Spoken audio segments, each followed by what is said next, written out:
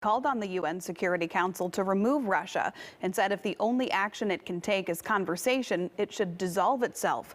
This comes as more gruesome scenes emerge in the town of Bucha. Touring the atrocities in the Ukrainian town of Bucha, Ukraine's interior minister had one message for Russian President Vladimir Putin. Go to hell. As Russian forces withdrew from towns like Bucha near Kyiv, images of civilian massacres emerged. Ukrainian officials said the bodies of at least 410 civilians have been found. Satellite images showing the dead had been there for weeks. They killed entire families, adults and children, and they tried to burn the bodies. Ukrainian President Volodymyr Zelensky detailing the terror to the UN Security Council.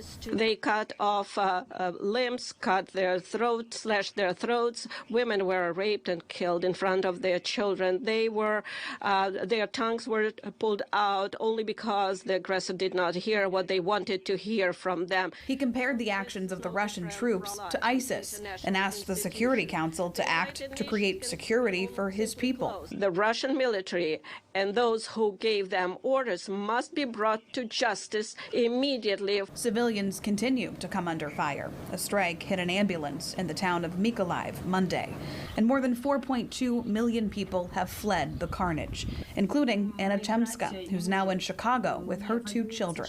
She spoke with WGN Morning News by translator. Physically, we are safe, but morally and psychologically, it's very, very difficult. Her husband and brothers stayed behind. Her husband and her brothers are volunteering at the moment, but her brother-in-law, he's fighting in Donbas area, and all they can do is pray. Zelensky warning the scenes from Bucha don't mark the end of the horror. But the world has yet to see what they have done in other occupied cities and regions of our country.